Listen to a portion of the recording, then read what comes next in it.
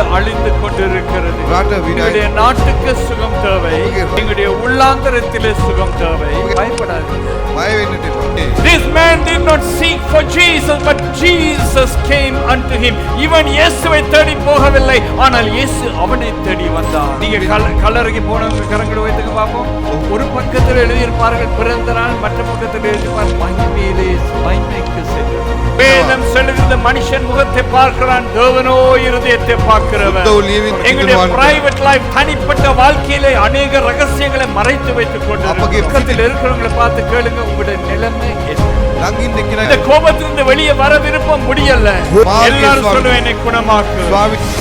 ஹalleluya ஹalleluya உற்சாகமா இருக்கிறவர் ஹalleluya சொல்லுங்க. உடனே இந்த ஹalleluya கேளுங்க. குர்சியை திதிப்பிதுவா அந்த பாடலை பாடி நாங்கள் ஆண்டவருடைய நாமத்தை மகிமைப்படுத்திக் கொள்வோம். குர்சியை திதிப்பிதுவா என்ற गीत का गायन करला देवस नाम के बारे में बात करेंगे. कुर्सिயை दिदिपिதுவா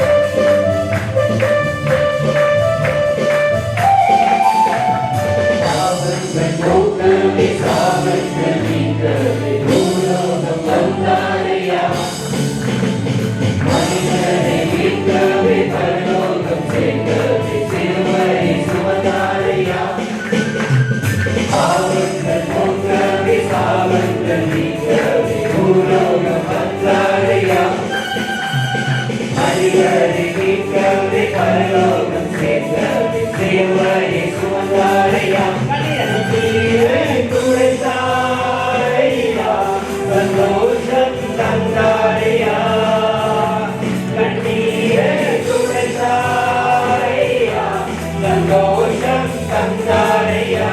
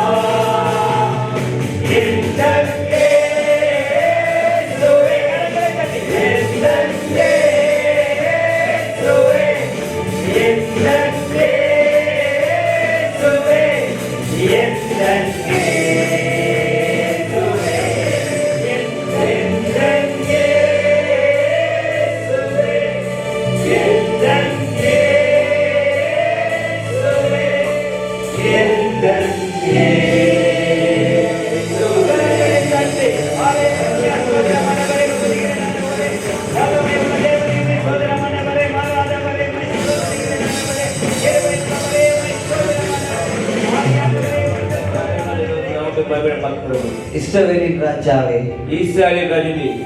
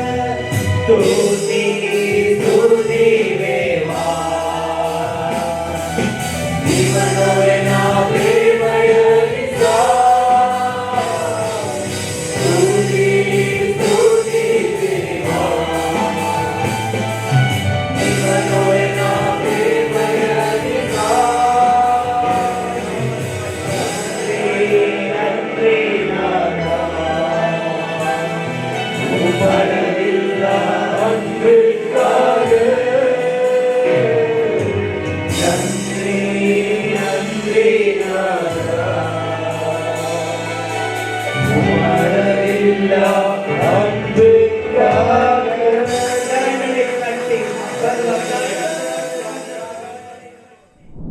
சுகமளிக்கும் ஆராதனை. සුව කිරීමේ මෙහෙයයි. எதற்கு சுகம் தேவை? කුමක් උදෙසා සුවේ අවශ්‍යද? 3 விதத்தில் எங்களுக்கு சுகம் தேவை. තේ ආකාරයට අපට සුවේ අවශ්‍යයි. முதலாவது, ප්‍රථමයෙන් எங்களுடைய உள்ளான ஜீவியத்திலே சுகம் தேவை. අපගේ ඇතුළාන්ත ජීවිතයට සුවේ අවශ්‍යයි. இரண்டாவது, දෙවනුව எங்களுடைய நாட்டுக்கு சுகம் தேவை. අපගේ රටට සුවේ අවශ්‍යයි. நாடு அழிந்து கொண்டிருக்கிறது. රට විනාශයට පත් වෙමින් ஜனங்கள் තිබෙනවා. மரித்து கொண்டிருக்கிறார்கள். ජනතාව ඔවුන්ගේ ජීවිත අහිමි වෙමින් තිබෙනවා. இன்றைக்கு நாட்டிலே வேதனையோடு ஜீவிக்கிறார்கள். අද රටේ ජනතාව වේදනාවත් සමග ජීවත් වනවා. மூன்றாவது, තෙවන කාරණා சரீரத்திலே சுகம் தேவை. ශරීරයට සුවේ இது අවශ්‍යයි. மூன்றும் ஒரு மனுஷனுக்கு முக்கியம், அவசியம் தான். මේ තුනම එක මනුෂ්‍යයෙක්ට අවශ්‍යයි. எங்களுடைய உள்ளாந்தரத்திலே சுகம் தேவை. අපගේ ඇතුළාන්තයේ සුවේ எங்களுடைய අවශ්‍යයි. தனிப்பட்ட ரகசிய வாழ்க்கையிலே சுகம் தேவை. අපගේ පෞද්ගලික රාශිගත ජීවිතයට සුවේ எங்களுடைய අවශ්‍යයි. நாட்டுக்கு சுகம் தேவை. අපගේ රටට සුවේ අවශ්‍යයි. நாடு சுகமாய் இருந்தால் தான் நாங்கள் சுகமாய் வாழலாம். රට සුවසේ තිබුණොත් තමයි අපි සුවසේ ජීවත් நாட்டிலே වෙන්නේ. சமாதானம் இருந்தால் தான் நாங்கள் சமாதானமாய் வாழலாம். රට තුල සාමය තිබුණොත් පමණයි අපිට සමාදානයෙන් ජීවත් වෙන්න ஆகவே පුළුවන්. தான் எங்களுடைய நாட்டின் ஜனாதிபதிக்கும் மந்திரிகளுக்கும் நாங்கள் ஜெபிக்க வேண்டும். එම නිසා තමයි අපගේ රටේ ජනාධිපතිවරයා උදෙසාද මන්ත්‍රීවරුන් උදෙසා අපි ஏனென்றால் යාඥා எங்கள் කරන්න ඕනේ. நாட்டுக்கு சுகம் தேவை. මක් නිසාද අපගේ දේශයට සුවේ அதே අවශ්‍යයි. வேளையில் எங்களுடைய சரீரத்துக்கும் சுகம் தேவை. අපගේ ශරීරයටද සුවේ අවශ්‍යයි. இந்த மூன்றுக்கும் சுகம் எத்தனை பேருக்கு தேவைன்னு சொல்றவங்க மாத்திரம் கரங்களை உயர்த்துங்க பாப்போம். මේ තුනටම සුවේ අවශ්‍යයි කියන අය කියන්න අතුස්සරන්න බලමු. சிலர் பார்த்தா பயத்தோட இருக்கிற மாதிரி தெரியுது. සමහරක් අය බලපුවාම බයෙන් වගේ සිටින්නේ. பயப்படாதீங்க, බය වෙන්නට එපා. பயப்பட வேண்டாம். බය වෙන්නට வேதம் එපා. சொல்லுது, பயப்படாதீர்கள், கலங்காதிருங்கள், බය වෙන්නට එපා, කැළඹෙන්නට එපා. நான் உங்களோடு கூட உலகத்தின் முடிவு பரியந்தம் මා இருப்பேன். නුඹලා සමග ලෝකයේ අවසානයේ තෙක් සිටිමි. கர்த்தர் எங்களுக்கு சுகம் கொடுக்க வல்லவர். ස්වාමින් වහන්සේ අපට සුවේ ලබා ஆகவே தான் දෙන්නට இந்த நாள் බලවත්. சுகமளிக்கும் ஆராதனையாய் இருக்கிறது. එම නිසා තමයි අද සුවේ ලබා දෙන්නා වූ සුව දීම කිරීමෙන් මෙහෙය. நாங்கள் வேதத்திலிருந்து ஒரு வசனத்தை வாசிக்க கேட்போம். ස්වාමින් වහන්සේගේ වචනයෙන් පාඩයක් කියවන්නට අසමු. மார்க் எழுதின சுவிசேஷம் 5ஆம் அதிகாரம் முதல் வசனத்திலிருந்து வாசிக்க கேட்க போகிறோம். මාක් ஒன்றொன்றாக. සුභාරංචි පොතේ 5 වෙනි පරිච්ඡේදයේ පළවෙනි වගන්තිය සිට කියවන්නට අසමු. ඔහු මුහුදෙන් එතෙර ගෙරසේනයන්ගේ රටට පැමිණියෝය. பின்பு அவர்கள் கடலுக்கு அக்கறையில் உள்ள கதரேனருடைய நாட்டில் வந்தார்கள். උන්වහන්සේ ඔරුවෙන් බැස්ස කෙනෙහිම අශුද්ධ ආත්මයෙන් ආවේශ වූ මිනිසෙක් සොහොන් ගෙවලින් පිටත්ව එනවා උන්වහන්සේට සම්භවිය. அவர் படவிலிருந்து இறங்கினவுடனே அசுத்த ஆவியுள்ள ஒரு மனுஷன் பிரேத கல்லறைகளிலிருந்து அவருக்கு எதிராக வந்தார். எல்லாம் கவனமா கேட்டுக்கொள்ளுங்க, இந்த சம்பவம் உங்களுக்கு தெரியும். සියලු දෙනාම සාවධානයෙන් ඇහුම්කම් දෙන්න. මේ සිදුවීම අපි සියලු දෙනාම දන්නවා. இயேசு சீஷர்களோடு படகிலே சென்று ஒவ்வொரு இடங்களிலும் ஊழியங்களை செய்து வந்தார். යේසුස් වහන්සේ තමන්ගේ ගෝලයන් සමග ඔරුවට නැගී එක එක ස්ථානවලට ගිහිලා සේවය කරමින් සිටියා. இப்பொழுது அவ்விடத்தை விட்டு இன்னொரு இடத்துக்கு போகிறார். දැන් එක ස්ථානයක සිට තවත් ස්ථානයකට ගමන් කරනවා. அது என்ன இடம் என்றால் ඒ කුමන ස්ථානයද? கதரேனுடைய நாடு. கதரேன், எல்லாரும் சொல்லுங்க கதரேன். ඔක්කොමලා කියන්න ගෙරසේනයන්ගේ රට. கதரேனுடைய நாட்டுக்கு இப்ப போகிறார். ගෙරසේනයන්ගේ රට ඔක්කොමලා කියන්න. இப்ப சீஷர்களோடு போய் படகிலே இருந்து இறங்குகிறார். දැන් ගෝලයන් සමග යේසුස් වහන්සේ ගොස් ඒ ස්ථාන ගොඩ බසිනවා. அங்கு இருந்தது யாராம்? ඒ හිටියේ කවුද? பிசாசு பிடியினால் அகப்பட்ட ஒரு மனுஷன் இருக்கிறார். අසුද්ධ ආත්මයක් ආවේශ වූ මිනිසෙක් සිටියා. அசுத்தாவினால் நிரப்பப்பட்டு துன்புறுத்தப்பட்டு கொண்டிருக்கிற ஒரு மனுஷன் இருக்கிறான். අසුද්ධ ආත්මයට අසු වෙලා පීඩා විඳින්නා වූ මිනිසෙක්. அப்படிப்பட்ட இடத்துக்கு இயேசு செல்லுகிறார். එවැනි ස්ථානයකට යේසුස් වහන්සේ පියමන් තැබුවේ. கதரேன் என்று சொல்லுகிற வார்த்தையின் எபிரேய அர்த்தம் என்னவென்றால், ගෙරසේනයන් කියනවා වචනේ හෙබ්‍රේව භාෂාවේ සිංහල තේරුම නම් அதிர்ஷ்டசாலிகள், වාසනාවන්තයන්. fortunate, you are fortunate. அதிர்ஷ்டம், உங்களுக்கு அதிர்ஷ்டம் வந்துருச்சு. වාසනාවන්තයන්. பாருங்க, இந்த பிசாசின் பிடியிலே இல்லாவிட்டால் அசுத்தாவியினால் நிரப்பப்பட்ட இருக்கிற மனுஷனிடத்துக்கு இயேசு வரும் பொழுது බලන්න මේ අශුද්ධ ආත්මයට අසුවී සිටිනා වූ මිනිසයා වෙතට යේසුස් වහන්සේ පැමිණි අවස්ථාවේදී அந்த சூழ்நிலையை அவர் அதிர்ஷ்டமாய் மாற்றுகிறார். ඒ වාතාවරණය උන්වහන්සේ වාසනාවකට හරවනවා. எந்த இடத்துக்கெல்லாம் இயேசு சென்றாரோ, යේසුස් වහන්සේ කුමන ස්ථානයකට ගමන් කරාද? யாரை சந்திக்க சென்றாரோ, කාව උන්වහන්සේ මුණ ගැසෙන්නට அந்த ගියාද? இடத்துல அதிர்ஷ்டம் தான். ඒ ස්ථානයේ ස්ථානයේ இந்த වාසනාවයි. காலை வேளையில் இயேசு இங்கே வந்து கொண்டு வருகிறார். මේ උදෑසන යේසුස් වහන්සේ මේ තැනට ஆண்டவருடைய පැමිණෙනවා. ஆவியானவர் எங்கள் மத்தியிலே வந்து கொண்டு ස්වාමීන් இருக்கிறார். වහන්සේගේ ආත්මයන් වහන්සේ මේ ස්ථානට පැමිණ இயேசு உங்களை සිටිනවා. சந்திக்க வந்தால் உங்களுக்கு அதிர்ஷ்டம் தான். යේසුස් වහන්සේ ඔබ මුණ ගැසෙන්නට පැමිණියා නම් ඔබට වාසනාවයි. பக்கத்துல இருக்கிறவங்க கரங்களை பிடிச்சு சொல்லுங்க, உங்களுக்கு அதிர்ஷ்டம் இன்றைக்கு. ළඟින් එක්කනට අතට අත දීලා කියන්න ඔබට අද වාසනාවන්ත Tap දවසක්. your neighbor and say, you're fortunate today because Jesus has stepped into your situation. உங்களுடைய சூழ்நிலைக்குள்ளே இயேசு கடந்து வந்தார். அன்றைக்கு அந்த இடத்திலே அதிர்ஷ்டம் தான் ஐயா. ඔබගේ වාතාවරණය තුළට යේසුස් වහන්සේ පැමිණියා නම් ඒ ස්ථානයේ ඒ දවසේදී වාසනාව අනිවාර්යෙන්ම තිබෙනවා. கதிரேயனுக்குள்ளே ஆண்டவர் கடந்து வருகிறார். ගෙරසේනයන්ගේ නගරයට උන්වහන්සේ இந்த පැමිණෙනවා. காலை வேளையிலே எல்பெத்தேல் வல்லமையின் ஊழியம் கத்தாரிலே உங்களுடைய சூழ்நிலைக்குள்ளே இயேசு கடந்து வருகிறார் என்று சொல்ல මේ வந்திருக்கிறேன். උදෑසන එල්බෙතෙල් සභාව තුළ යේසුස් වහන්සේ ඔබගේ වාතාවරණය තුළට පැමිණෙනවා කියලා කියන්නට உங்களுடைய කැමතියි. தனிப்பட்ட சூழ்நிலைக்குள்ளே கடந்து வருகிறார். ඔබගේ පෞද්ගලික ප්‍රශ්නය තුළට උන්වහන්සේ පැමිණෙනවා. ஆண்டவர் வருகிற இடம், அந்த இடத்துல அதிர்ஷ்டம் தான் உங்களுக்கு. ස්වාමින් වහන්සේ පැමිණෙන ස්ථානයේ වාසනාවම තමයි තිබෙන්නේ. This man did not seek for Jesus, but Jesus came unto him. இவன் இயேசுவை தேடி போகவில்லை, ஆனால் இயேசு அவனை தேடி வந்தார். මේ මනුස්සයා යේසුස් වහන්සේ සොයා ගියේ නැහැ. නමුත් යේසුස් වහන්සේ ඔහුව සොයාගෙන We did පැමිණියා. not love him first, but he loved us first. அவர் எங்களை முதலாவது நேசித்தார்.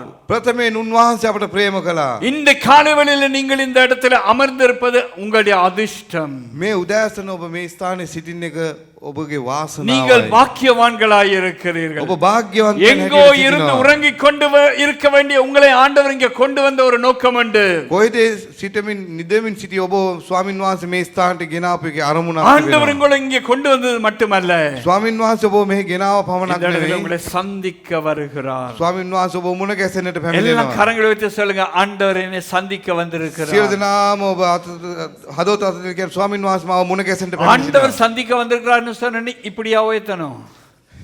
ஹலோ, ස්වාමින් වහන්සේ ඔබ මුණ ගැසෙන්න ඇවිල්ලා තියෙනවා කියනකොට ඔබ මෙහෙමද අත උස්සන්නේ? ராஜாதி ராஜன் தேவாதி தேவன் எங்களை சந்திக்க வந்து சொன்னா கரங்களை உயர்த்தி எழும்பி ஒரு ஹalleluya சொல்லலாம். රජුන්ගේ රජුද ස්වාමින්ගේ ස්වාමින් වහන්සේ අපව හම්බෙන්න ඇවිල්ලා දිනගෙන අපි නැගිටලා හalleluya කියන්නට ඕන. ஆமென், ஹalleluya. හalleluya. ஆண்டவருடைய வார்த்தை வரும் பொழுது நாங்கள் உற்சாகமாய் இருக்க வேண்டும். ස්වාමින් වහන්සේගේ වචනේ පැමිණෙන වෙලාවේදී අපි උද්‍යෝගමත්ව සිටින්නට ඕන. அடுத்த வார்த்தை, ඊළඟ වගන්තිය. ඔහු සොහොන් ගෙවල වාසය කළේය. දම්වැලකින් පවා ඔහු තවත් නවත්වන්ට කිසිවෙකුට නොපුළුවන් විය. அவனுடைய குடியிருப்பு கல்லறைகளிலே இருந்தது. அவனை சங்கிலிகளினாலும் கட்ட ஒருவனாலும் கூடாதிருந்தது. அவனுடைய குடியிருப்பு எங்க இருந்ததாம்? கல்லறைகளிலே. ඔහු වාසය කළේ කොයිද? සොහොන් ගෙවල. He was living in the cemetery. அவன் கல்லறைக்குள்ளே இருக்கிறான். ඔහු සොහොන් ගෙවල ජීවත් වුණේ. இன்னைக்கு நீங்க சொல்லலாம், பாஸ்டர் நாங்க கல்லறைக்குள்ள இல்ல, நல்லா வீட்ல தான் இருக்கிறோம். අද අපි කියන්න පුළුවන් පාස්ටර් අපි ඇවිල්ලා සොහොන් ගෙවලනේ අපි හොඳ ගෙවල් වල තමයි ඉන්නේ කියලා. நல்ல கம்பெனில தான் இருக்கிறோம். හොඳ කම්පැනි එක තමයි நல்ல ඉන්නේ. சபையில் உட்கார்ந்து හොඳ இருக்கிறோம். සභාවක වාඩි වෙලා ஆனால் සිටිනවා. இன்றைக்கு அநேகருடைய வாழ்க்கை எப்படி தெரியுமா? නමුත් අද බොහෝ දෙනෙක්ගේ ජීවිත කොහොමද දන්නවද? கல்லறைக்குள்ளே இருக்கிற ஒரு வாழ்க்கை. සොහොන් ගෙවල සිටින්නා වූ තත්වයක්. அநேகருடைய வாழ்க்கை இப்படியாகத்தான் இருக்கிறது. බොහෝ දෙනෙක්ගේ ජීවිත මෙලෙස තමයි තිබෙන්නේ. கல்லறை எப்படி இருக்குமா? සොහොන් ගෙවල් කොහොමද நீங்க තිබෙන්නේ? கல்லறைக்கு போனவங்க கரங்களை உயர்த்துங்க பாப்போம். සොහොන් ගෙවල් ගිහිල්ලා බලලා තියෙන අය පොඩ්ඩක් අත උස්සලා පෙන්නන්න බලමු. சிலர் போகல போல இருக்கு. බොහෝ අය තාම ගිහිල්ලා නැහැ. கல்லறையில எல்லாம் அடக்கம் பண்ணின பிறகு அங்க நல்ல சிமெண்ட் எல்லாம் போட்டு வெள்ளை அடிச்சு அழகா ஒரு பெரிய சிலுவையும் போட்டிருப்பார்கள். ඔබ කනත්තට ගියොත් එවේ ඒ ස්ථානේ භූම දාන කරපු අය හොඳට ඇතුළේ භූම දාන කරලා සිමෙන්ති දාලා තීන්ත ගහලා ලස්සනට තියලා තිබෙනවා.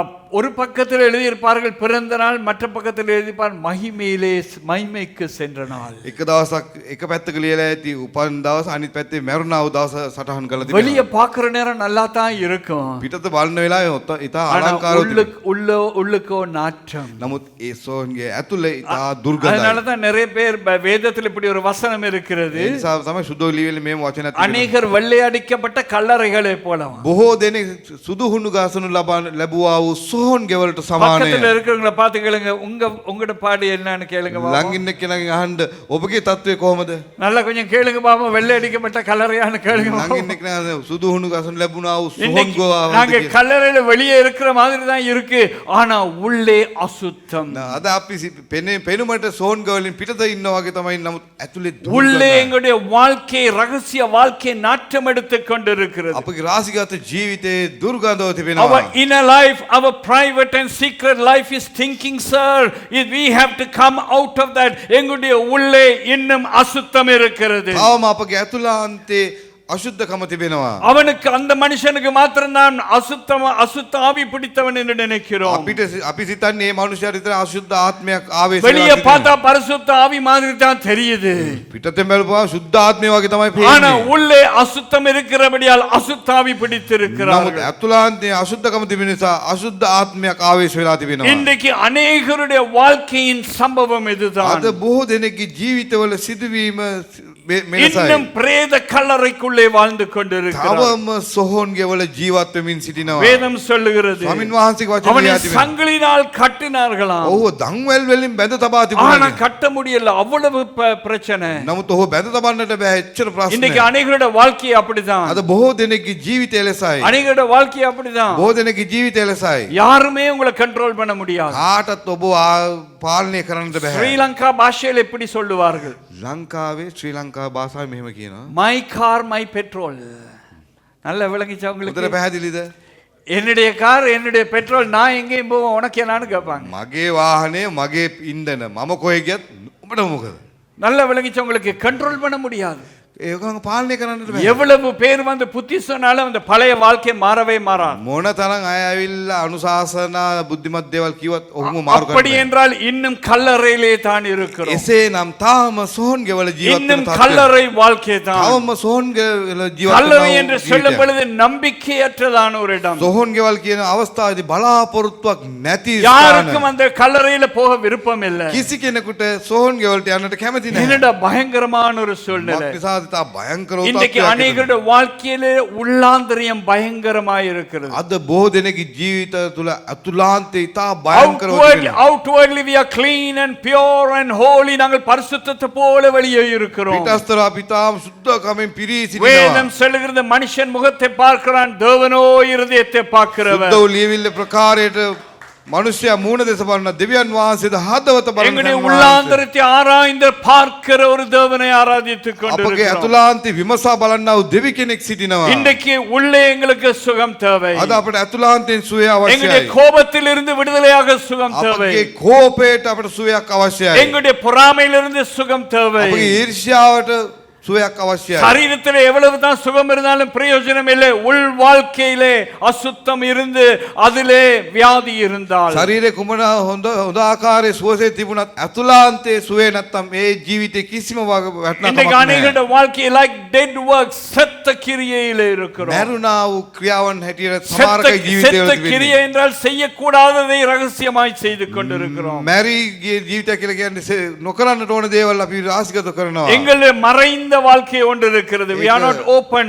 සැඟවුණා වූ ජීවිතයක් තිබෙනවා. අපි Christian විවෘත life නැත. is an open life. நாங்கள் திறந்த வாழ்க்கை இருக்க வேண்டும். විවෘත වූ ජීවිතයක් තිබෙන්නට ඕන எங்களுடைய කිතුණුවන්ට. private life, தனிப்பட்ட வாழ்க்கையிலே அநேக ரகசியங்களை மறைத்து வைத்துக் අපගේ கொண்டிருக்கிறோம். පෞද්ගලික ජීවිතවල බොහෝ රාශිගත දේවල් අපි සංගවාගෙන ஆகவே ඉන්නට தான் පුළුවන්. ஆவிக்குரிய ஜீவிதத்தில் எங்களுக்கு முன்னேற முடியல. එම නිසා තමයි ආත්මික ජීවිතවලට That අපි is පෙරට why we යන්නට have no බැරුව peace තිබෙනවා. and joy. சந்தோஷம் சமாதானம் இல்லாததுக்கு காரணம் அதுதான். සාමයේ ප්‍රීතිය නැති එකට එකම හේතුව මෙයයි. முகத்தில் சிரிப்பில்லாதது அதனால தான். මුහුණේ සිනාසීමක් නැති එකට හේතුවත් මෙයයි. எல்லாம் கொஞ்சம் சிரிங்க பாப்போம். ඔක්කොමලා පොඩ්ඩක් සිනාසෙන්න බලමු. சிரிக்க முடியலன்னா இது ஒரு பிரச்சனை தான். hina වෙන්නට බැරි නම් මොකද්දෝ ප්‍රශ්නයක්. கர்த்தருக்கு ஸ்தோத்திரம். எல்லாருடைய பற்களும் இன்றைக்கு நல்ல வெண்மையாய் இருக்கிறது. ස්වාමින් වහන්සේට ප්‍රශංසා වේවා. හැම කෙනෙක්ගේම දත් ඉතා පැහැදිලි සුදුවට இப்ப மாத்திரம் இல்ல, තිබෙනවා. எப்படி நீங்க எப்பயும் நீங்க சிரிச்சிட்டு தான் இருக்கணும். දැන් පමණක් නෙවෙයි හැම වෙලේම ඔබ hina වෙන්නට ඕන. இந்த தமிழ்ல சொல்லுவாங்க, அகத்தின் அழகு எங்க முகத்துல தெரியுமா, உள்ளுக்குள்ளது முகத்திலேயே தெரிஞ்சிருமா. දෙමළෙන් ප්‍රස්තාව පිළිලක් තිබෙනවා. ඇතුළත තිබෙනා වූ ලස්සන එළියට පේන්නේ මුහුණෙන් කියලා. உள்ளுக்கு துக்கத்தை வைத்துக்கொண்டு வெளியே நல்ல உண்மையாக சிரிக்க முடியாது. ඇතුළත දුක තබාගෙන පිටතට ඇත්ත වශයෙන්ම hina වෙන්නට බෑ. பொய்யாக சிரிக்கலாம், உண்மையாக சிரிக்க முடியாது. බොරුවට hina වෙන්න පුළුවන්. ඇත්තට hina වෙන්නට බෑ. காரணம் என்ன தெரியுமா? හේතුව කුමක්ද දන්නවද? உள்ளே இன்னும் அசுத்தம் அடங்கி இருக்கிறது. තාම අශුද්ධකමින් පිරී තිබෙන Dead ඇතුළාන්තය. works, செத்த கிரியைகள் இன்னும் உள்ள இருக்குது. මල ක්‍රියාවන් තාම ඇතුළත තිබෙන නිසා. அதுல இருந்து எங்களுக்கு சுகம் தேவை. ඒ තුලින් අපට සුවේ අවශ්‍යයි. உள்ளே எங்களுக்கு சுகம் வரும் பொழுது ඇතුළාන්තයෙන් සුවේ ලැබෙන சரீரத்தில் අවස්ථාවේදී தானாகவே சுகம் வந்தது. ශරීරය තුළ නිකම්ම සුවය எங்களுக்கு ලැබෙනවා. எல்லாருக்கும் சுகம் வந்தால் අප සියලු දෙනාටම සුවය ලැබුණා. எங்களுடைய நாடு சுகப்படும். අපගේ රට සුවසේ கரங்களை තිබේ. வைத்து சொல்லுங்க, எங்களுடைய நாடு சுகப்படும். අපගේ රටට සුවය ලැබේ. எங்களுடைய අකුසල நாடு කියන්නේ. விடுதலையோடு சுகமாய் இருக்க வேண்டும் என்றால் நீங்களும் நானும் சுகமாக வேண்டும். අපගේ රට නිදහසේ සුවසේ තිබෙන්නට ඕන නම් ඒට ඔබයි මමයි වග කිය යුතුයි. அடுத்த வார்த்தை, ඊළඟ වගන්තිය.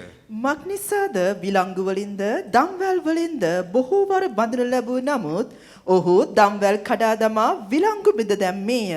ඔහු දමනය කරන්නට කිසිවෙකුට ශක්තිය නොවීය. அவன் அநேகந்தரம் விலங்குகளினாலும் சங்குகளினாலும் கட்டப்பட்டிருந்தும் சங்கிலிகளை முறித்து விலங்குகளை தகர்த்து போடுவான். அவனை அடக்க ஒருவனாலும் கூடாதிருந்தது. பாருங்க, அங்க உள்ளே இருந்து என்ன செய்து கொண்டிருக்கிறான்? கூக்குரலிட்டு கொண்டிருக்கிறான். බලන්න ඇතුළේ ඉඳලා මොනවද කරගෙන සිටින්නේ? ශබ්ද නගමින් සිටියා කියලා. இரவும் பகலும். 5ஆம் வசனத்தை வாசிப்போம். 5 වෙනි වගන්තිය කියවන්න. ඔහු නිතරම රෑ දහවල් මොරගසමින්ද ගල්වලින් කපා ගනිමින්ද සොහොන් ගෙවල්හිත් කඳුවලත් සිටියේය.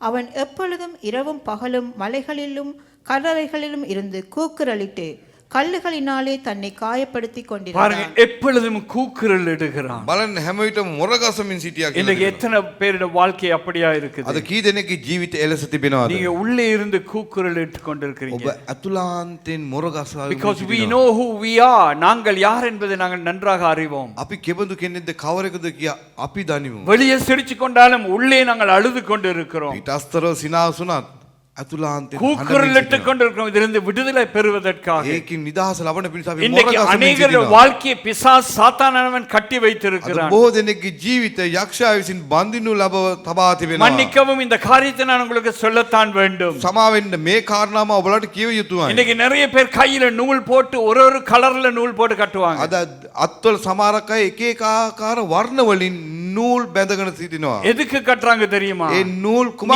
எனக்கு බඳිනවද? சொந்தமானவன் என்று காண்பிக்கும்படியாக. නුඹ මට අයිති කෙනෙක් කියලා පෙන්වන පිණිසයි. பிசாசு என்ன செய்வான்? கட்டி கட்டி வைப்பான். යක්ෂයා කුමක්ද කරන්නේ? බැඳලා බැඳලා තබනවා. திருமணத்துக்கு போனோடனே என்ன செய்வோம்? අපි විවාහයට ගියාම කුමක්ද කරන්නේ? 3 முடிச்சு போட்டு கட்டுறோம். ගැට තුනක් දානවා. கட்டுறோம். අපි බඳින අවස්ථාවේදී මේ මාළේට ගැට තුනක් දානවා. இந்த நாட்கள் எப்படின்னு தெரியாது. මේ දවස්වල කොහොමද කියලා මම දන්නේ නැහැ. ஆனால் கல்யாணம் கட்டினவங்க என்ன செய்வாங்க? அந்த தாலியை வெளியே போட்டுருவாங்க. විවාහ වෙච්ච අය කුමක්ද කරන්නේ? තැල්ල ඉදිරියට පෙනෙනසේ ප්‍රදර්ශනය කිරීම. யாராவது ஒரு ஆள் அந்த ஸ்திரியை பார்த்தா, කවුරු හරි ඒ ස්ත්‍රී දෙස බලපුවාම அந்த தாலியை பார்த்தோன்னு தெரியும் இவ கல்யாணம் கட்டின வேறொரு ஆளுக்கு சொன்ன அவளை தொடக்கூடாது. ඒ තැල්ල දෙස බලපුවාම ඔහු දන්නවා මේ ස්ත්‍රිය විවාහ වෙච්ච කෙනෙක් වෙන කෙනෙකුට අයිති කෙනෙක් කියලා. அப்படி என்றால் அந்த தாலி கட்டுறதுக்கு அர்த்தம் என்னது? එසේ නම් මේ තැල්ල බැඳීමේ අර්ථය කුමක්ද? இவள் எனக்கு சொந்தமானவள். මට අයිති இந்த කෙනෙක්. கையில கட்டுறதுக்கு அர்த்தம் என்ன தெரியுமா? ඒ අතට බඳින එකේ තේරුම කුමක්ද? பிசாசு கட்டி சொல்றான் இவன் எனக்கு சொந்தம், நீங்க தொடாதீங்க. යක්ෂයා එක බැඳලා කියන මොහු මට අයිති ඔහු අල්ලන්නට එපා. பிசாசு இன்றைக்கு கட்டி கட்டி வைத்து அநேகர் அடிமைத்தனத்துக்குள்ளே வைத்திருக்கிறான். යක්ෂයා අද බොහෝ දෙනෙක්ට මෙවැනි දේවල් බැඳ බැඳ තබා ඔහුව වහල්ලෙක් හැටියට තබා ஆனால் තිබෙනවා. இயேசு வந்தார் கட்டுகளை அவிழ்க்கும்படியாக. නමුත් යේසුස් වහන්සේ පැමිණියේ ඒ බැඳීම් වලින් අපව உங்களுடைய මුදවන පිණිසයි. கட்டுகளிலிருந்து விடுதலை கொடுக்கும்படியாக இயேசு இந்த பூமிக்கு ඒ வந்தார். බැඳීම් වලින් නිදහස දෙන පිණිස යේසුස් වහන්සේ මේ පොළොවට வியாதியஸ்தரை වැඩම කළා. குணப்படுத்தும்படியாக இயேசு இந்த பூமிக்கு வந்தார். රෝගාතුරන්ට සුවය ලබා දෙන පිණිස යේසුස් වහන්සේ இவன் පැමිණියා. கதறிக் கொண்டிருக்கிறான். උමර ගසමින් அடுத்த සිටිනවා. வார்த்தை இப்படியாக ඊළඟ வருகிறது. වගන්තිය මෙලෙස ලියා තිබෙනවා. ඔහු යේසුස් වහන්සේ දුරදීම දැක දුවගෙන ඇවිත් උන්වහන්සේට වැඳ அவன் இயேசுவை தூரத்திலே கண்டபோது ஓடி வந்து அவரை பணிந்து கொண்டு, මහෝත්තම දෙවියන් වහන්සේගේ පුත්‍ර වූ යේසුස් වහන්ස, ඔබ වහන්සේට මාගෙන් කම මොකද? මට වද නොදෙන මෙන් දෙවියන් වහන්සේගේ නාමයෙන් උදක්ම ඉල්ලමි මහත් හඬින් මොරගසා කීවේය. இயேசுவே, உன்னதமான தேவனுடைய குமாரனே, எனக்கும் உமக்கும் என்ன? என்னை வேதனைப்படுத்தாத படிக்கு தேவன் பேரில் உமக்கு ஆணை என்று மிகுந்த சத்தமிட்டு சொன்னான். கொஞ்சம் யோசித்து பாருங்க. පොඩ්ඩක් කල්පනා කරලා இவன் බලන්න. அசுத்தாவி பிடித்துள்ளதான ஒரு மனுஷன். ඔහු අශුද්ධ ආත්මයක් ආවේශ වුණා இயேசு මනුස්සයෙක්. தூரத்திலிருந்து வர்றதை கண்டோடனே ஓடி போகிறான். යේසුස් වහන්සේ දුරින් එන එක දැකලා යේසුස් වහන්සේට දුවමින් ගියා. தேவனுடைய குமாரனே என்று சொல்லுகிறான். දෙවියන් වහන්සේගේ පුත්‍ර වූ යේසුස් වහන්සේ කියලා කියනවා. இவனுக்கு எப்படி தெரியும் இது தேவனுடைய குமாரன் என்று? මොහුට කෙලෙසද දන්නේ මේ යේසුස් වහන්සේ இவர்தான் உலக இரட்சகர் என்று எப்படி இவனுக்கு தெரியும்? මොහු තමයි ලෝකේ ගැලවුම් කාර්යය කියලා அவனோ කෙලෙසද දන්නේ. அசுத்த ஆவியினால் நிரப்பப்பட்டவன். ඔහුද අශුද්ධ ආත්මෙන් පිරිසිටි තැනැත්තෙක්. கல்லறையிலே வாழ்ந்து வருகிறான். සෝන් ගෙවල් වල ජීවත් වුණ කෙනෙක්.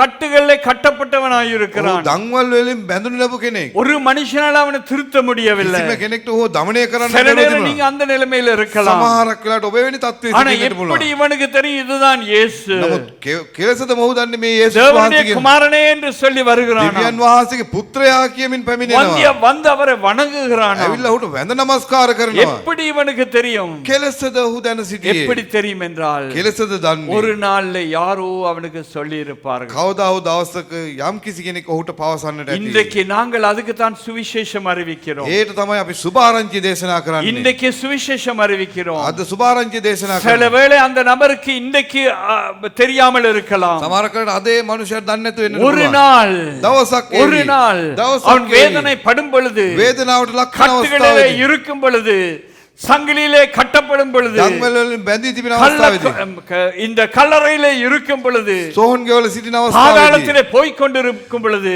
ඔහු පාර යන අවස්ථාවේදී பாதாளத்திலே போய்க் கொண்டிருக்கும் பொழுது පාතාලයට යන අවස්ථාවේදී அவன் ஒரு விஷயம் யோசிப்பான். ඔහු මොහොතකට කල්පනා ஒரு කරයි. நாள் ஒருவர் இயேசுவை பற்றி எனக்கு சொன்னார். යම් කිසි දවසක යේසුස් වහන්සේ ගැන යම් කිසි කෙනෙක් මට කියවගේ அவரிடத்திலே செல்லுவோம். මම ඔහු වෙතට යනවා. வேதம் சொல்லுகிறது. ස්වාමීන් වහන්සේගේ වචනේ மத்தேயு ලියන්නේ. 11 அதிகாரம் 5 வசனம். මතේ සුභාරංචි පොතේ 11 වෙනි පරිච්ඡේදයේ 5 වෙනි වගන්තිය. குருடர் பார்வை அடைகிறார்கள், சப்பானிகள் நடக்கிறார்கள், குஷ்ட ரோகிகள் சுத்தமாகிறார்கள், செவிடர் கேட்கிறார்கள், மரித்தோர் எழுந்திருக்கிறார்கள், தரித்திரருக்கு சுவிசேஷம் பிரசங்கிக்கப்படுகிறது. අන්ධයෝ පෙනීම ලබති. කොරු ඇවිදිති. කුෂ්ඨ රෝගී හෝ පවිත්‍ර කරනු ලබති. බිහිරින්ට ඇසෙයි. මලා වූ නැගිටනු ලබති. දිරිඳුන්ට සුභාරංචි ප්‍රකාශ කරනු ලැබේ. பாருங்க, இதை பற்றி அவன் கேள்விப்பட்டிருப்பான். බලන්න මෙවැනි දේවල් ගැන ඔහුට ඇහෙන්නට ඇති. யாராவது சொல்லியிருப்பாங்க குருடர் பார்வை அடைகிறார். කවුරුහරි කියන්නට ඇති අන්ධයන්ට පෙනීම ලැබෙනවා කියලා. இயேசு அநேக சப்பானிகளை எழுப்புகிறார். යේසුස් වහන්සේ බොහෝ කොරුන්ව නැගිටවනවා. அநேக குஷ்டரோகம் உள்ளவர்களை ஆண்டவர் குணப்படுத்துகிறார். බොහෝ කුෂ්ඨ රෝගීන්ට උන්වහන්සේ සුවය ලබා දෙනවා. செவிடர்கள் இப்பொழுது கேட்கிறார்கள். බීරීන්ට ඇහුම්කම් ලැබෙනවා. மரித்தவர்கள் மரித்த இடத்திலிருந்து உயிர்த்தெழுகிறார்கள். ජීවිතක්ෂයට පත් අය ඒ ස්ථාන නැගී සිටිනවා. ஓ, இந்த சுவிசேஷத்தை இவன் கேட்டிருக்கிறான். ඔහු මේ සුභාරංචිට ඇහුම්කම් දෙන්නට ඇති. நீங்கள் ஒரு நாளே கேட்டபடியால் தான் இங்க அமர்ந்திருக்கிறீங்க. එක දවසක් ඔබ ඇසූ නිසා තමයි මේ ස්ථානේ අද වාඩි වෙලා සිටින්නේ. சுவிசேஷத்தை கேட்கிறது பெரிய காரியம் இல்ல. සුභාරංචිට ඇහුම්කම් දෙන එක பிரசங்கம் ලොකු දෙයක් கேட்கிறது නෙවෙයි. பெரிய காரியம் இல்ல. දේශනාවට ඇහුම්කම් දෙන එක ලොකු දෙයක් නෙවෙයි. அதன்படி வாழ்கிறோம், அதுதான் முக்கியம். ඒ ආකාරයෙන් ජීවත් වෙනවද කියන එක තමයි இவன் වැදගත්. சுவிசேஷம் இவனுக்கு அறிவிக்கப்பட்டது. සුභාරංචිය මොකට දේශනා කරන්න ලැබුවා. ஆனாலும் இன்னும் பாதாளத்திலே தான் නමුත් இருக்கிறான். තාම පාතාලේ තමයි සිටින්නේ. சுவிசேஷம் உங்களுக்கும் எனக்கும் அறிவிக்கப்பட்டது. සුභාරංචිය ඔබටයි මටයි දේශනා කරන්න ලැබුවා. விடுதலையின் காரியம் இயேசுவை பற்றி நன்றாக அறிவோம். නිදහසේ කාරණා යේසුස් වහන්සේ ගැන යහතින් අපි ஆனா දන්නවා. இன்றைக்கு எந்த நிலைமையில இருக்கிறோம்? නමුත් අද අපි කෙබඳු තත්වයකද பக்கத்தில் සිටින්නේ? இருக்கிறவங்களை பார்த்து கேளுங்க, உங்களுடைய நிலைமை என்ன? ළඟින් එක්කෙනාගෙන් අහන්න ඔබගේ තත්වය කුමක්ද කියලා. வெளிப்பிரகாரம நிலைமை அல்ல, உள்ளாந்தரிய நிலைமை எப்படியாக இருக்கிறது? පිටස්තර තත්වනේ අතුලාන්ත තත්වය How කියලා many තිබෙන්නේ. secret sins that we are committing? எத்தனை ரகசிய பாவங்களை தைரியமாய் செய்து கொண்டிருக்கிறோம். මොනතරම් රාශිගත පාප අපි කරමින් සිටිනවද?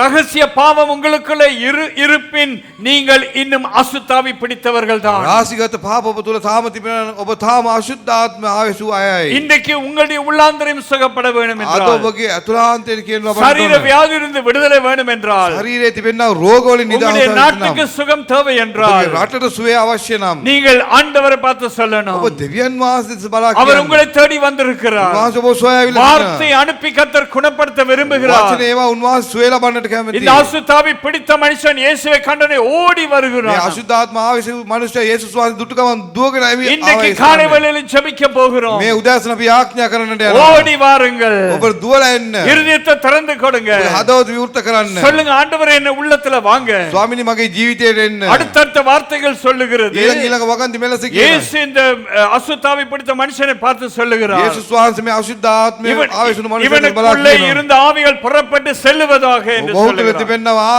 සියලුම අශුද්ධ ආත්ම පිටත් වේවා කියලා. இவனுக்குள்ளே இருந்த ஆவிகள் கடந்து செல்லட்டும் என்று சொல்லுகிறார். ඔවුන් තුළ තිබෙනවා මේ අශුද්ධ ආත්ම දුර වේවා කියලා කියනවා. ஏசாயா 61 அதிகாரம் 1 வசனம். යෙසායා 61 පළවෙනි වගන්තිය. ස්වාමියෝ දෙවියන් වහන්සේගේ ආත්මය මා කෙරෙහිය. මක් නිසාද දිලිඳුන්ට සුභාරංචිය දේශනා කරන්නට ස්වාමින් වහන්සේ මා ආලේප කළසේක. බිඳුණු සිත් ඇත්තන් සුව කරන්නටද වහලුන්ට නිදහසත් හිරකාරයන්ට හිරගේ මිදීමත් ප්‍රකාශ කරන්නටද. கர்த்தராகிய தேவனுடைய ஆவியானவர் என்மேல் இருக்கிறார். சிறுமைப்பட்டவர்களுக்கு சுவிசேஷத்தை அறிவிக்க கர்த்தர் என்னை அபிஷேகம் பண்ணினார். இருதயம் நொறுங்குண்டவர்களுக்கு காயம் கட்டுதலையும் சிறைப்பட்டவர்களுக்கு விடுதலையும் கட்டுண்டவர்களுக்கு கட்டவிழ்த்தலையும் கூறவும். சிறைப்பட்டவர்களுக்கு விடுதலை. වහලුන්ට නිදහසද. எத்தனை பேர் இன்னைக்கு சிறைப்பட்டு இருக்கிறீங்க? කී දෙනෙක් හිරගේ සිටිනවා. கல்லறையில இருக்கிறத போல இருக்கிறீங்க. සෝන් ගැවල සිටිනවා. வெளியே வர முடியாத சூழ்நிலை. පිටතට එන්නට බැරි வர තත්ත්වයක්. விருப்பான முடியல. එන්නට පුළුවන් නමුත් කැමැත්තක් නැහැ. பாவத்திலிருந்து வெளியே வர விருப்பம் முடியல. පාපයෙන් පිටතට එන්න ඕන නමුත් කරන්නට බෑ. இந்த கோபத்திலிருந்து வெளியே வர விருப்பம் முடியல. කෝපයෙන් පිටතට එන්නට ඕන නමුත් ඒ දේ කරන්නට බෑ. எத்தனை பேர் அந்த நிலைமையில் இருக்கீங்க? ඒ තත්ත්වයේ කී දෙනෙක් සිටිනවද? அப்படிப்பட்ட ஆவியை விரட்டும்படியாக இயேசு இந்த காலை வேளையில் எங்கள் மத்தியிலே එවැනි வந்திருக்கிறார். ආත්ම දුරු කරන්න පිණිස යේසුස් වහන්සේ මේ උදෑසන உங்களுக்கு விடுதலை கொடுக்கும்படியாக ஆண்டவர் இந்த காலை வேளையில வந்திருக்கிறார். මේ උදෑසන ඔබට නිදහස ලබා දෙන්න පිණිස උන්වහන්සේ පැමිණ සිටින්නේ. இன்றைக்கு காலை வேளை எங்களுடைய ஜெபம் இப்படியாகத்தான் இருக்க வேண்டும். අද උදෑසන අපගේ යාඥාව මෙලෙසයි තිබේ යුත්තේ. எரேமியா 17 அதிகாரம் 14 வசனம் வருகிறது. යෙරේමියා පොතේ 17 වෙනි පරිච්ඡේදයේ 14 වෙනි වගන්තිය ලියා තිබෙන ආකාරයට ස්වාමින් වහන්ස මට සුවවන පිණිස මා සුව කළ මැනව. මා ගැලවෙන පිණිස ඔබ මා ගැලවුව මැනව. මක් නිසාද ඔබම මාගේ ප්‍රශංසාවය. கர்த்தாவே என்னை குணமாக்கும், அப்பொழுது குணமாவேன். என்னை ரட்சியும், அப்பொழுது ரட்சிக்கப்படுவேன். தேவரீரே என் துதி. எல்லாரும் கண்களை மூடி சொல்லுங்க. අපි සියලු දෙනාම ඇස්වසාගෙන කියමු. கர்த்தாவே என்னை குணமாக்கும். ස්වාමිනී මාව සුව කළ මැනව. Lord heal me, என்னை குணமாக்கும் ஆண்டவரே. ස්වාමිනී මාව සුව කළ මැනව. அப்பொழுது நான் குணமாவேன். ඒ අවස්ථාවේ මම සුවය ලබමි. நீங்க குணமாக்கினா தவிர என்னால முடியாது ஆண்டவரே. ස්වාමී ඔබ වහන්සේ සුව කළොත් මිස මට සුවය ලැබෙන්නේ இன்னும் නැහැ. எனக்கு முற்றுமான ரட்சிப்பில்லை, என்னை ரட்சியும் තාම ஆண்டவரே. මට සම්පූර්ණ ගැලවීම නැහැ ස්වාමිනී ගැලවීම அப்பொழுது ලබා நான் දෙන්න. ரட்சிக்கப்படுவேன். ඒ විට මම ගැලවීම ලබමි. இன்னும் நான் விடுதலை பெறவில்லை ஆண்டவரே. තාම මම නිදහස ලැබුවේ නැහැ இன்னும் ස්වාමිනී. சில பாவ பழக்கங்கள் என்கிற வாழ்க்கையில இருக்குது. ආවම පාපිෂ්ඨ ක්‍රියාවන් මා விட තුළ முடியாத තිබෙනවා. பாரம்பரியங்கள் இருக்கிறது. අතාරින්න බැරි පාරම්පරික දේවල් நீர் තිබෙනවා. சொல்லும் நான் குணமாவேன். ස්වාමිනී ඔබ කියන්නේ මම සුවය ලබන්නේ. ஆண்டவரே இன்னும் கல்லறைக்குள்ள தான் இருக்கிறேன். තාම සොහොන් ගෙවල තමයි ජීවත් நீர் වෙන්නේ. யார் என்பதை அறிந்து கொண்டேன். ඔබ කවුද කියලා මම எனக்கு දැනගත්තේ. வேற வழி இல்ல ஆண்டவரே. මට කිසිම වෙන මාර්ගයක් නැහැ எனக்கு ස්වාමිනී. வேற வழியே கிடையாது. වෙන මාර්ගයක් නැහැ ස්වාමිනී. நீதான் எனக்கு வழி ஆண்டவரே. ඔබ තමයි මාගේ මාර්ගය எல்லாரும் சொல்லுவேன் ස්වාමිනී. என்னை குணமாக்கு. ස්වාමිනී මාව සුව කරන්න කියලා අපි සියලු දෙනාම කියමු. கடைசியாக ஒரு வார்த்தையை வாசிக்க போகிறோம். අවසාන වශයෙන් එක වගන්තියක් කියවන්න අසමු. யாக்கோபு 5 அதிகாரம் 15 வசனம். යාකෝබ් 5:15 කියවන්නට අසමු. එවිට ඇදහිල්ලේ යාක්ෂාවෙන් රෝගාතුරයාට සුවය ලැබේ. ස්වාමින් වහන්සේ ඔහු නැගිටවනවා ඇත. ඔහු පාපයන් කර තිබේ නම් ඒවා ඔහුට කමා කරනු ලැබේ. அப்பொழுது விசுவாசமுள்ள ஜெபம் பிணியாளியை ரட்சிக்கும். விசுவாசமுள்ள ஜெபம் பிணியாளியை ரட்சிக்கும். ඇදහිල්ලේ යාඥාවෙන් රෝගාතුරා සුවය ලැබේ. கர்த்தர் அவனை எழுப்புவார். கர்த்தர் அவனை எழுப்பார். நீங்க இருக்கிற இடத்திலிருந்து நீங்கள் விசுவாசித்தால் கர்த்தர் இந்த காலை வேளையில் உங்களை எழுப்பி நிற்க செய்வார். ඔබ ඉන්න ස්ථානයේ ඔබ විශ්වාස කරනවා නම් ස්වාමින් වහන්සේ ඔබ නැගිටිනවා ඇත. அவன் பாவம் செய்வானானால் அது அவனுக்கு மன்னிக்கப்படும். நீங்க இதுவரைக்கும் பாவம் செய்திருந்தா ඔබ මේ වෙනතුරු පව් කරලා තිබුණා නම් கர்த்தரை நோக்கி ஆண்டவரே எனக்கு விடுதலை தாரும் என்று சொன்னால் அது அவனுக்கு மன்னிக்கப்படும். ඔබ ස්වාමින් වහන්සේ බලා ස්වාමිනී මට නිදහස් දෙන්න කියලා කිව්වොත් ඔහුට කමාව ලැබෙනවා. நீங்கள் சொஸ்தமடையும் படிக்கு உங்கள் குற்றங்களை ஒருவருக்கு ஒருவர் அறிக்கையிட்டு ஆ. ஒருவருக்காக ஒருவர் ஜெபம் பண்ணுங்கள். ஆ. நீதிமான் செய்யும் ஊக்கமான வேண்டுதல் மிகவும் பலனுள்ளதாய் இருக்கிறது. இன்றைக்கு கர்த்தர் உங்களுக்கு விடுதலை கொடுக்க வேண்டும் என்றால் நீங்கள் மனம் திரும்ப வேண்டும். අද ස්වාමින් වහන්සේ ඔබට නිදහස ලබා දෙන්නට ඕන නම් ඔබ පසු තැවිලි විය යුතුයි. எல்லாரும் இருக்கிற இடத்துல எழும்ப අපි போகிறோம். සියලු දෙනාම ඉන්න ස්ථානයේ නැගී සිටිමු.